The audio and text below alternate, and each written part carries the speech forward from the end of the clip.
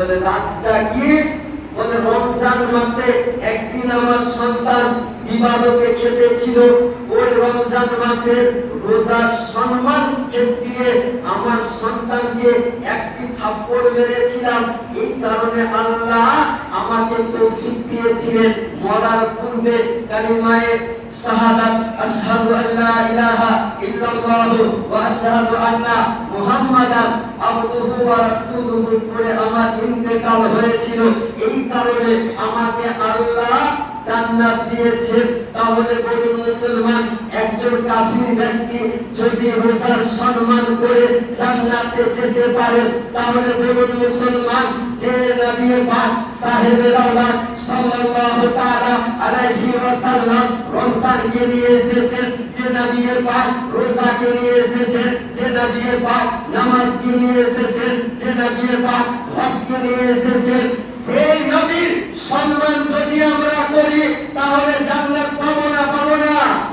এই জোরে বলেন ওই নবীর সম্মান কোরআন শরীফ উঠিয়ে দেখুন। রব্বুল আলামিন বলেন ওয়া তুআযিরুহু ওয়া তুআক্কিরুহু, নবীর সম্মান প্রদর্শন করো।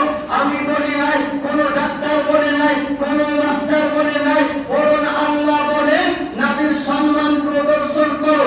আজকে আমরা নবীর সামনে একটু দাঁড়িয়ে সম্মান প্রদর্শন করি, তো ওই সাইকেল, ওই নির্বোধের, ওই জ্ঞানহীনের গায়ে অ্যালার্জি তৈরি হয়, শরীরে 110 ডিগ্রি জ্বর চলে আসে। আজকে নবীর সম্মান দেখতে পারে না, আজকে নবীর ইজ্জত দেখতে পারে না, আজকে নবীর মর্যাদা দেখতে পারে না।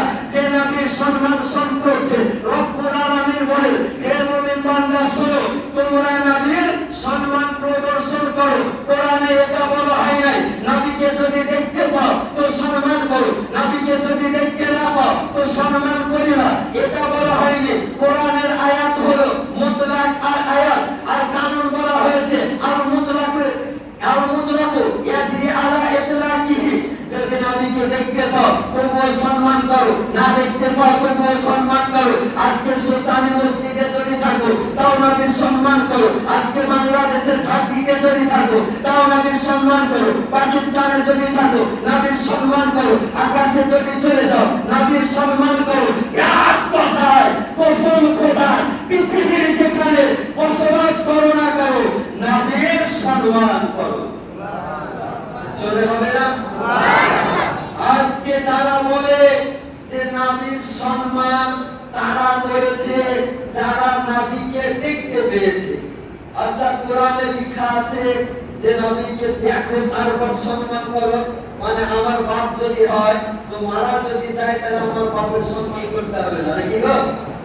এদের কানুন মোতাবেক, এদের রাসূল মোতাবেক আজকে আমরা নবী পাক সাল্লাল্লাহু তাআলা আলাইহি ওয়াসাল্লামের উপরে দাঁড়িয়ে ইয়া নবী সালামু আলাইকা পড়ে, দাঁড়িয়ে ইয়া রাসূল সালামু আলাইকা পড়ে, তো এদের মস্তিষ্ক গরম হয়ে যায় যে এটা হলো পড়া বেদাত, এটা হলো পড়া শিরক। আজকে সোসাইটি জুম্মা মসজিদের সামনে দায়িত্বশীলতার সঙ্গে চ্যালেঞ্জ করছি, কোন মা এই পৃথিবীতে এরকম সন্তানের জন্ম দিতে পারেনি, দাঁড়িয়ে সালাম পড়াকে